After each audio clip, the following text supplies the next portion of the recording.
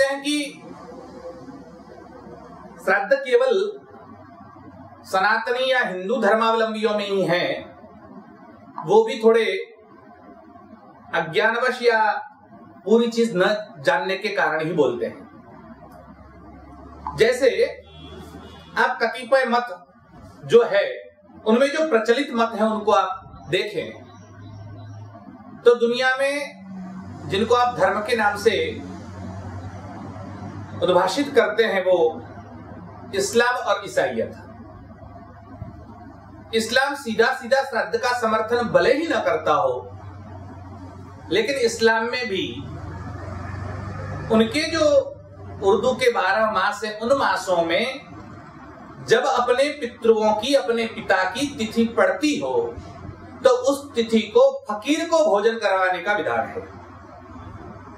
अर्थात सीधा भले ही वो श्राद्ध का समर्थन न करते हो, कोई सीधा कान न पकड़कर उल्टा कान पकड़े, तो वो इन्होंने किया और वो फकीर को भोजन करवाए और उससे संतुष्टि मानते हैं। ये लेकिन है तो एक श्राद्ध। ईसाईयत में 2 प्रमुख संप्रदाय हैं, एक है प्रोटेस्टेंट और एक है रोमन कैथोलिक। प्रोटेस्टेंट जैसे हमारे यहाँ नास्तिकतावादी है उस प्रकार के लोग रहे और उस कारण उन्होंने श्राद्ध का समर्थन नहीं किया और श्राद्ध की न कोई विधि की। लेकिन जो कैथोलिक है उनके यहाँ श्राद्ध का समर्थन है। वो लोग अपने यहाँ, जिसे वो गिरजाघर या चर्च कहते हैं, तो वहां जाकर पितरों के निमित्त उसी तारीख को प्रार्थना करवाते हैं। न केवल प्रार्थना, जिसे वो मैसेस कहते हैं, तो वो मासेस या मैसेस नाम से जो प्रसिद्ध है, दोनों उसके उच्चारण किए जाते हैं। तो मासेस की प्रार्थना होती है और उसी दिन जो उनका पृष्ठ होता है, जैसे हमारे यहाँ ब्राह्मण भोजन होता है, वैसे उनके यहाँ पृष्ठ को ब्रेड और वाइन देने की बात है। अर्थात जो असुर होते हैं वो असुर चीजें देते हैं, जो देवता लोग होते हैं देवता ही भोजन देते हैं, जो खीर खाते हैं वो खीर देते हैं, मांस खाते हैं वो मांस देते हैं। उसी प्रकार ये लोग वाइन देते हैं, तो पृष्ठ को वाइन और ब्रेड देने का विधि उनके यहाँ होता है। अर्थात एक प्रकार से वो लोग भी श्राद्ध का समर्थन करते हैं। उसकी आगे भी थोड़ी चर्चा करेंगे।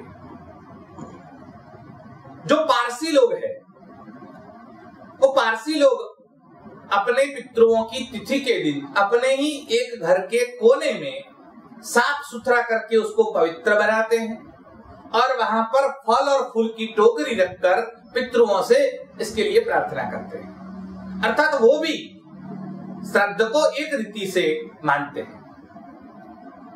भारतीय मतों में आप देखें तो जैनादि मत है, तो जैन भले ही सीधा श्राद्ध का समर्थन न करते हो, लेकिन उनके पितरों की जब तिथि पड़ती हो तो उस तिथि को तीर्थंकरों की विशेष प्रार्थना की जाती है और उसके साथ तीर्थंकरों को नैवेद्य दिखाया जाता है।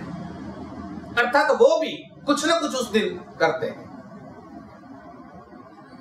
हमारा कहने का मतलब है कि जो लोग ऐसा समझते हैं कि केवल हिंदुओं की बात है, केवल ब्राह्मणों की बात है, केवल सनातनियों की बात है, ऐसा नहीं।